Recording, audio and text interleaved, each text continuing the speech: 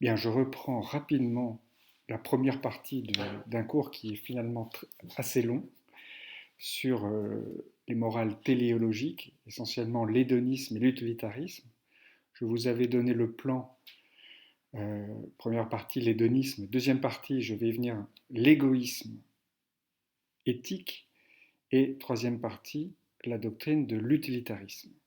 Donc vous vous souvenez que, en un sens, il s'agit d'une doctrine téléologique puisque le bien. Les actions bonnes sont définies par leur utilité pour le bonheur du plus grand nombre. Et en un autre sens, on peut la considérer comme une morale déontologique, puisqu'il y a un devoir qui n'est pas utile à quelque chose de maximiser le bonheur du plus grand nombre. Donc la première partie que nous avons vue en cours, presque jusqu'au bout, porte sur l'hédonisme. Je vous avais donné une définition assez classique, évidemment dans un livre qui vient de John Stuart Mill sur l'utilitarisme, mais la définition qu'il donne me semble s'appliquer également à toute forme d'hédonisme. Les actions sont moralement bonnes dans la mesure où elles tentent à promouvoir le bonheur, moralement mauvaises dans la mesure où elles tentent à produire le contraire du bonheur. Cette première partie de la définition pourrait caractériser le démonisme, c'est le bonheur et le but de la vie, et la morale est une morale du bonheur. Mais ce qui fait qu'on peut parler d'hédonisme, c'est que Mill continue en disant: par bonheur, on entend le plaisir et l'absence de douleur, par malheur, la douleur et la privation de plaisir. Donc les actions sont moralement bonnes, si je remplace la définition, dans la mesure où elles tendent à promouvoir le plaisir et l'absence de douleur, et mauvaises dans le sens contraire. C'est-à-dire que la vie bonne est la vie orientée vers le bonheur, compris comme vie de plaisir sans douleur ou d'un maximum de, du différentiel plaisir-douleur. Ce qui veut dire qu'il doit y avoir une unité de mesure. On peut considérer que le plaisir et la douleur sont corrélatifs, un peu comme le chaud et le froid, qu'il doit y avoir une limite entre les deux, ou qu'il s'agit de deux dimensions hétérogènes, mais qu'il y a des degrés de plaisir qui sont commensurables, des degrés de douleur qui sont commensurables, et que l'on peut d'une manière ou d'une autre soustraire des douleurs au plaisir. Alors, les avantages de l'hédonisme, eh bien, je l'avais dit, on m'a posé des questions, je ne sais pas si j'ai répondu, vous pourrez m'en poser d'autres. C'est une éthique fondée, puisqu'il y a des valeurs intrinsèques positives, les plaisirs, donc le plaisir si on veut, mais s'il y a différentes sortes de plaisirs, tous les plaisirs sont des valeurs intrinsèques positives. Et puis, alors, est-ce qu'il faut parler de valeurs? Mais on va parler de valeurs négatives intrinsèques, à savoir les douleurs, les déplaisirs, si on veut. C'est une morale qui est réaliste, il y a quelque chose de tout à fait objectif dans l'idée d'une différence plaisir-douleur et dans l'idée d'une maximisation de ce différentiel. Et c'est une morale qui est rationnelle au sens où nous pouvons rationnellement, par notre raison, calculer ce différentiel et donc déterminer quelle action est bonne et quelle action ne l'est pas. Sachant qu'en fait, euh, seule est bonne l'action qui est meilleure que toutes les autres alternatives, puisque toute alternative à l'action la meilleure sera donc une action moins bonne et donc ne sera pas la maximisation du différentiel plaisir-douleur. Je vous renvoie à ce propos au texte d'Épicure de la lettre à Ménécée que vous connaissez et que nous avons lu ensemble. Je vous rappelle à propos des plaisirs et de cette idée de l'homogénéité des plaisirs, c'est la thèse de Bentham. Je reviendrai sur les fondateurs de l'utilitarisme. Bentham est le beau-père de John Stuart Mill. Bentham écrit au XVIIIe siècle, Stuart Mill au XIXe. Et Bentham nous dit donc: à quantité de plaisir égale, le jeu des osselets vaut bien la poésie. Donc on peut comparer, même si ce sont des plaisirs très différents, il y a quelque chose de... Dès lors que le plaisir procuré est le même, donc je ne sais pas s'il faut dire que ce sont des plaisirs différents, plutôt pour Bentham, le plaisir est uniforme et il y a des causes très différentes de plaisir, mais on peut les comparer. En un sens, Bentham est plus fruste ou plus strict que ne l'était Épicure, qui lui parle vraiment de différentes sortes de plaisirs. Et au fond, Il s'agit pour Épicure de promouvoir les meilleurs des plaisirs. Et finalement, une sorte d'état qui n'est pas toujours considéré comme un plaisir, qui est l'absence de trouble, on pourrait dire l'absence de douleur et peut-être l'absence de plaisir excitant, une forme de paix intérieure, l'ataraxie. Mais on peut considérer un certain nombre de plaisirs, y compris les plaisirs procurés par la vertu. Et cette idée qu'il faut différencier les plaisirs et qu'il faut considérer que les plaisirs de la table ne sont pas du même ordre que les plaisirs intellectuels, ou même que les plaisirs de l'amour charnel ne sont pas les mêmes que les plaisirs de l'amour émotif, si l'on veut, ou que les plaisirs procurés par une œuvre d'art que certains disent mineures, alors peut-être que vous n'accepterez pas l'idée que certaines œuvres sont mineures, mais sont plus faciles que d'autres œuvres qui sont plus exigeantes, ne sont pas non plus de même nature, c'est une idée qui avait été reconnue par Stuart Mill. Je vous avais donné cette citation de l'utilitarisme, très connue, il vaut mieux être un homme malheureux qu'un porc satisfait, être Socrate mécontent plutôt qu'un imbécile heureux. Et si l'imbécile et le porc sont d'une opinion différente, c'est qu'ils ne connaissent qu'un côté de la question.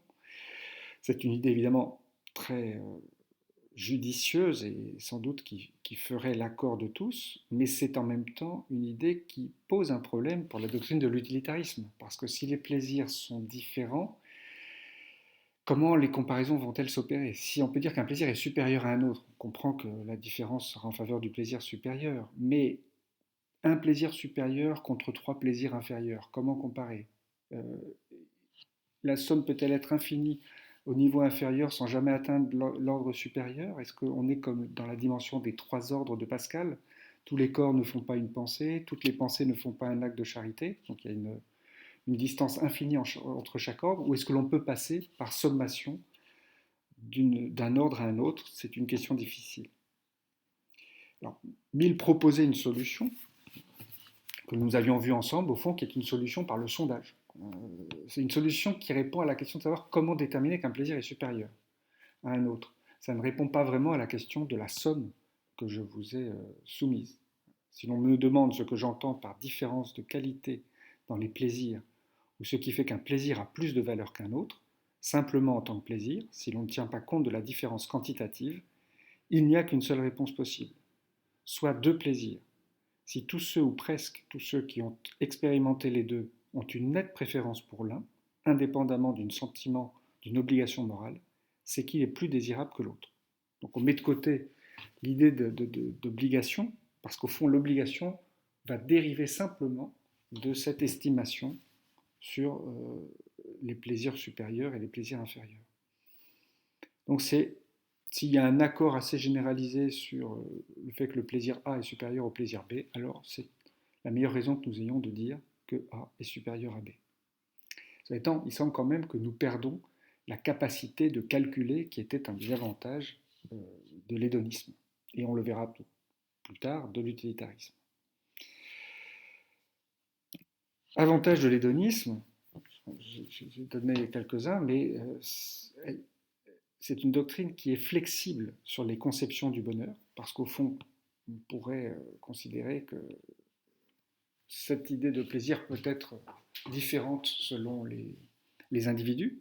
Chacun a une autorité sur ses plaisirs. En revanche, il semble que chacun veut forcément le bonheur. Et il y a un problème que l'on peut opposer à la doctrine hédoniste lorsque l'on envisage le cas d'une personne qui ne voudrait pas le bonheur. Pour certains, sans doute pour Aristote, c'est impossible. Tous les hommes désirent être heureux. Est-ce que tous les hommes désirent nécessairement être heureux? C'est plus difficile à voir. Est-ce qu'il est possible qu'un homme puisse désirer être malheureux? On peut désirer le malheur de quelqu'un, mais peut-on désirer son malheur? C'est une question, en tout cas à laquelle l'hédonisme ne répond pas, parce qu'il présuppose que tous veulent, et peut-être veulent nécessairement, le bonheur. C'est une doctrine qui est assez plausible, au sens où le plaisir rend l'existence meilleure et la douleur la rend moins bonne, toutes choses égales par ailleurs, formule que nous devrons commenter, mais en première approche, prima facie, le plaisir améliore l'existence. C'est une doctrine qui a l'avantage de résoudre la question morale, elle donne une explication ultime de ce qu'est une action bonne et de ce qu'est une action mauvaise. C'est une doctrine qui a la souplesse d'admettre des exceptions.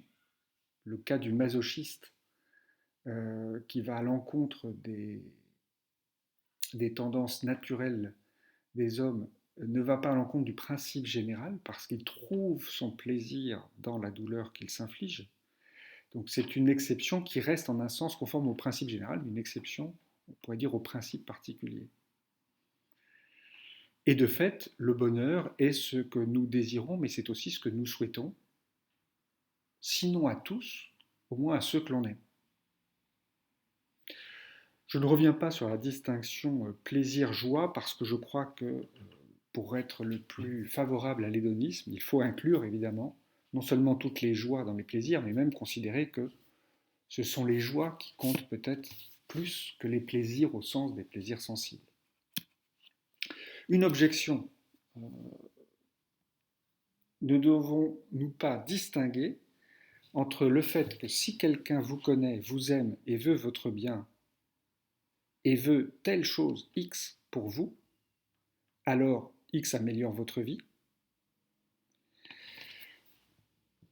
Cette phrase conditionnelle nous paraît tout à fait plausible et elle admet que cette personne qui vous connaît et vous aime se trompe en voulant X pour vous. Et l'expression que si X vous rend plus heureux, alors X améliore votre vie.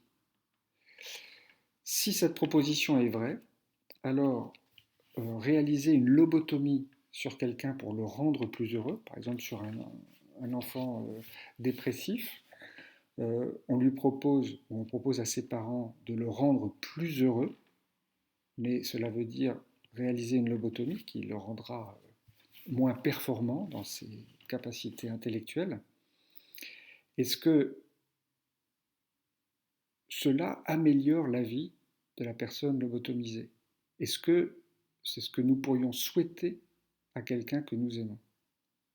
Si vous pensez que non, eh bien, le principe que nous venons d'évoquer est problématique. Et il est problématique parce que nous avons plusieurs raisons, au fond, de refuser l'hédonisme, que l'on va essayer de préciser. Alors, une raison a souvent été formulée sous la forme d'un paradoxe. Dans les arguments que je vais présenter, je reprends essentiellement les arguments du livre de Schaffer-Landau, dont je vous avais donné le nom lors de notre dernier cours. Donc le premier, ce sont des arguments classiques. Simplement, je reprends sa formulation. Le paradoxe de l'hédonisme, Première prémisse, si le bonheur est la seule chose qui améliore directement notre vie, alors il est rationnel de ne rechercher que lui. Deuxième prémisse, mais il n'est pas rationnel de ne rechercher que le bonheur. Nous avons de bonnes raisons, quelquefois, de chercher, par exemple, pour sauver des vies, quelque chose qui n'améliore pas notre vie, qui n'est pas fait pour notre bonheur, puisque nous prenons le risque, ou certains prennent le risque, de se voir contaminés. Donc, conclusion, si les deux prémices sont vraies, le bonheur n'est pas la seule chose qui améliore directement notre vie.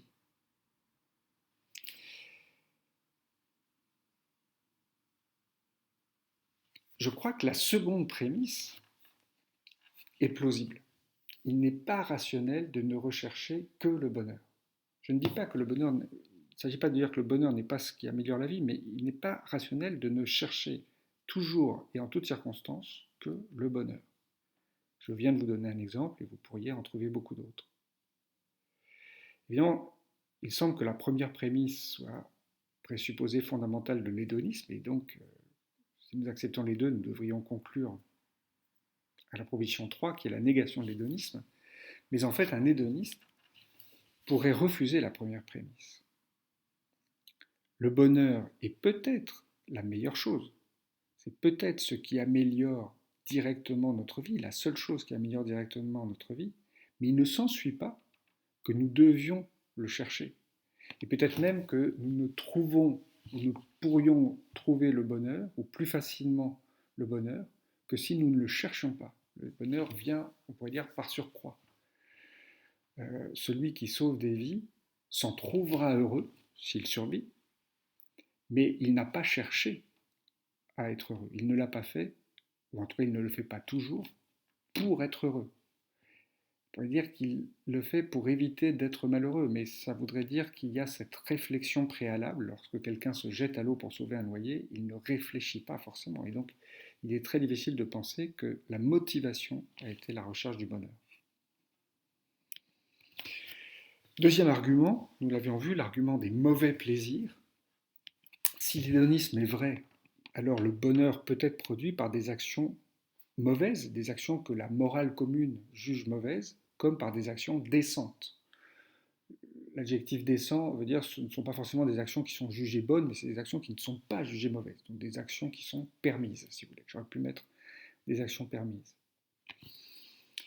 Deuxième prémisse, le bonheur produit par des actions mauvaises n'est pas aussi bon que celui produit par des actions décentes. Le bonheur que pourrait retirer le criminel de ses méfaits ne nous semble pas avoir la même qualité que celui qui retire, si c'est possible de le dire, la même quantité de bonheur, la même qualité de bonheur, sans avoir commis de tels méfaits. Et donc, évidemment, l'hédonisme est faux. Alors, il me semble que l'hédoniste, évidemment, doit accepter la première prémisse, puisque son idée, c'est que les causes importent peu, la seule chose qui importe, c'est la quantité de plaisir, et donc le bonheur produit par les actions. Mais il peut refuser d'eux. Il ne faut pas entendre aussi bon qu'eux dans un sens moral. Le seul sens de aussi bon qu'eux doit être celui de l'efficience, et donc la perversité est compréhensible.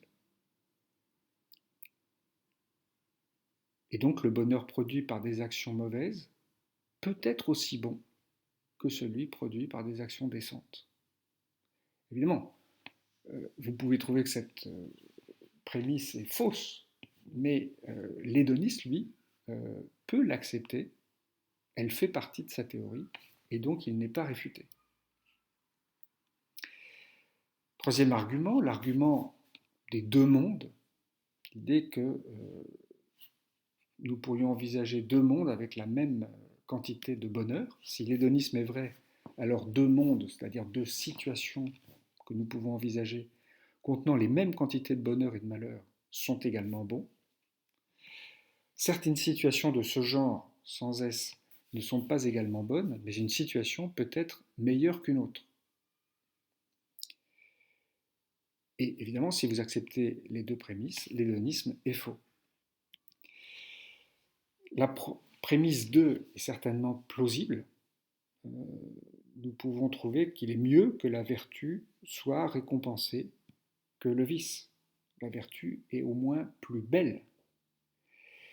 Et ça, l'hédoniste pourrait le reconnaître.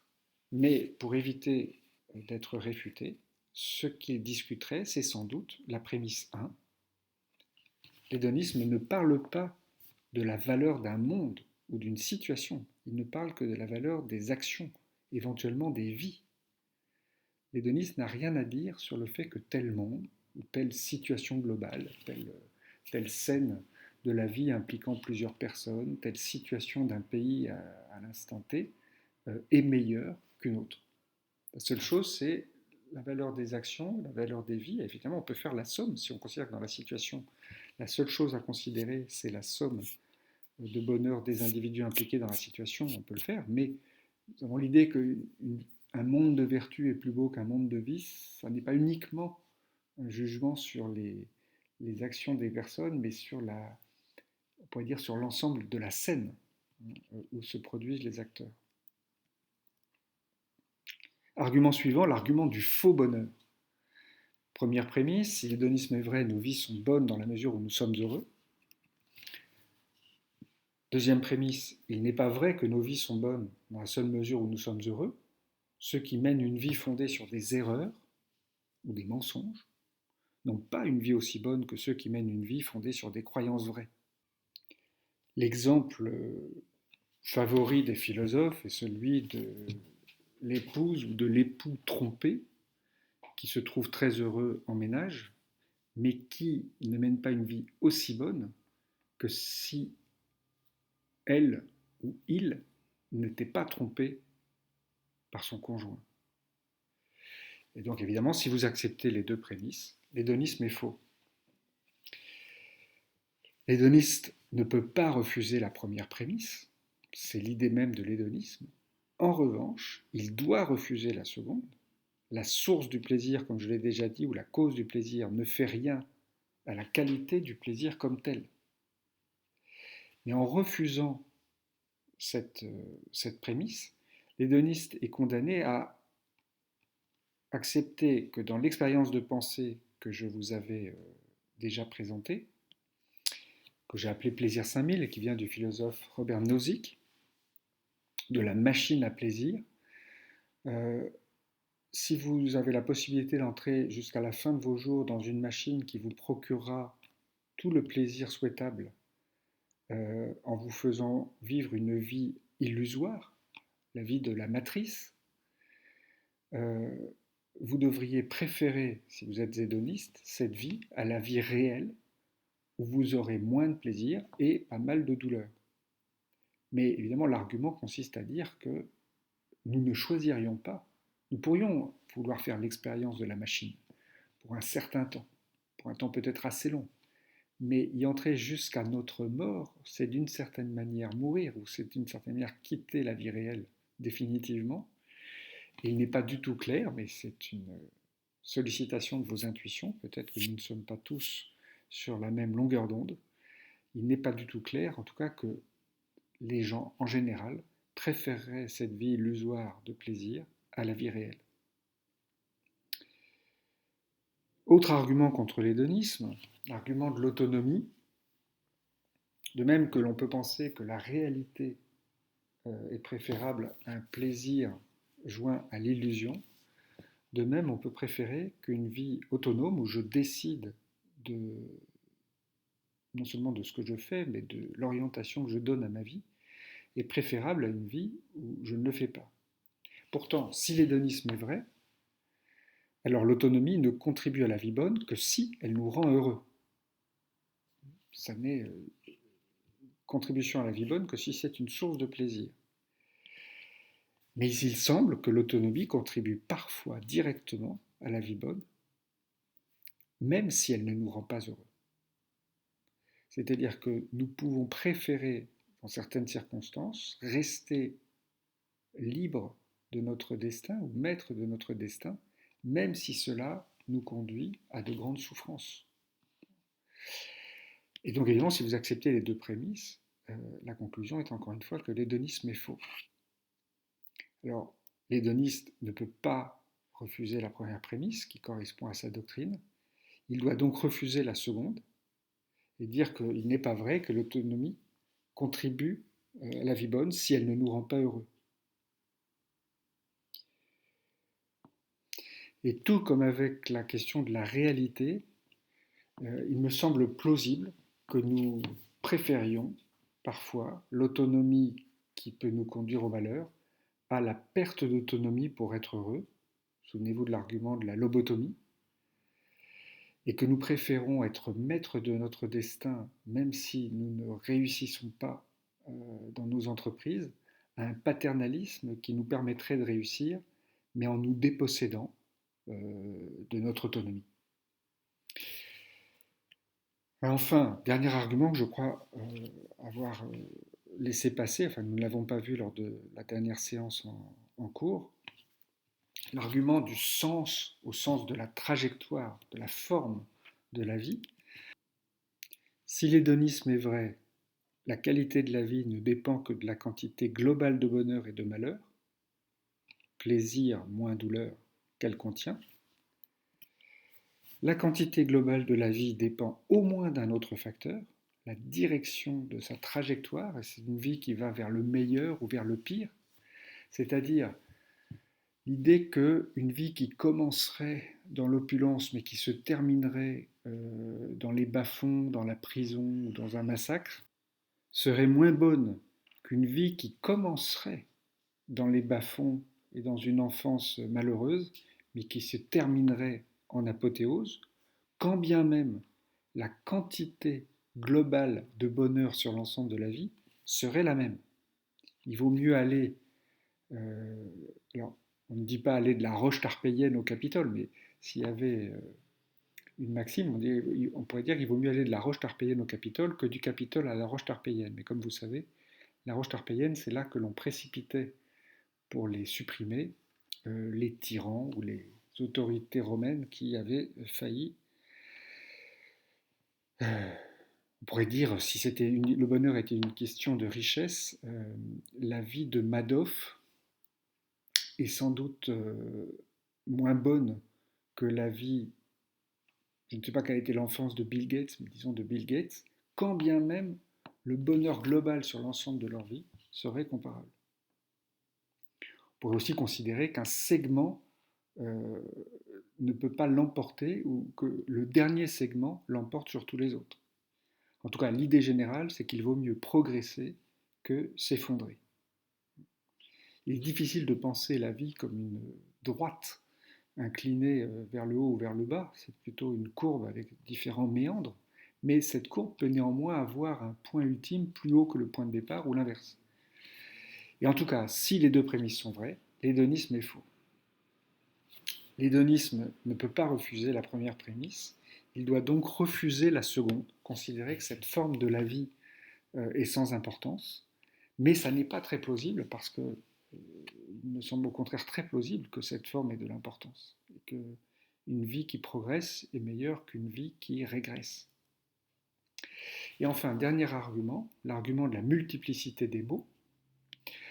Première prémisse, si l'hédonisme est vrai, notre vie ne peut être détériorée, rendue pire que par ce qui nous attriste, mais il y a d'autres façons de rendre pire, de détériorer notre vie, et donc l'hédonisme est faux.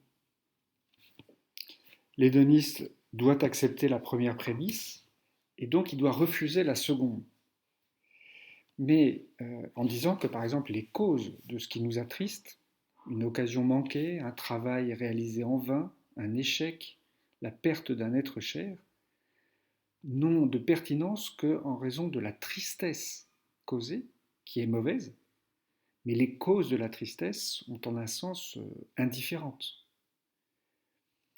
Or, même si nous pouvons penser que la tristesse qui est ainsi causée est mauvaise, nous pensons, crois-je, que la cause de la tristesse justifie, en tout cas celle que j'ai énoncée, que certaines causes de tristesse justifient la tristesse parce que ce sont des maux, de la même manière que les causes de joie justifient la joie si et quand ce sont des biens. Et à la limite, nous pouvons constater une perte, un mal, un échec, sans que cela nous attriste, mais nous dirons, nous penserons néanmoins qu'il s'agit d'une perte. Donc si je résume ce que nous avons vu, trois arguments semblent avoir une réponse, trois arguments contre l'hédonisme semblent pouvoir recevoir une réponse de la part d'un fervent soutien de l'hédonisme. Les trois premiers arguments, le paradoxe, l'argument des mauvais plaisirs et l'argument des deux mondes. Les trois arguments me semblent au contraire avoir un certain poids contre l'hédonisme, l'argument du faux bonheur, l'argument de l'autonomie et l'argument de la multiplicité des mots. Et plus généralement, l'hédonisme nous semble aller à l'encontre de la morale commune en faisant fi de l'idée que nous avons des devoirs, qu'il y a des choses que nous devons faire, quand bien même elles ne nous apporteraient aucun bonheur, et des choses que nous devons fuir, quand bien même elles pourraient nous apporter du bonheur, et en tout cas ne nous apporteraient aucun malheur. Du coup, les alternatives à l'hédonisme sont de trois sortes, qui ne sont pas forcément exclusives, mais l'une consisterait à dire que cette notion de plaisir est trop étroite, même si on l'étend à la notion de joie, qu'au fond, il s'agirait davantage de satisfaire tous les désirs, quand bien même nous pourrions désirer autre chose que le bonheur ou que les plaisirs au sens large. Deuxième alternative, il s'agirait de contester que le bonheur soit uniquement constitué de la satisfaction subjective des désirs. L'idée qu'une vie heureuse n'est pas une vie de contentement mais une vie réussie. Et la réussite est faite d'excellence dans les différentes entreprises, et en particulier les excellences du caractère, sont ce que l'on a traduit par vertu, mais vertu en grec se dit arete, c'est-à-dire excellence, et c'est la doctrine que l'on rattache le plus souvent à Aristote, peut-être d'une certaine manière aussi aux stoïciens.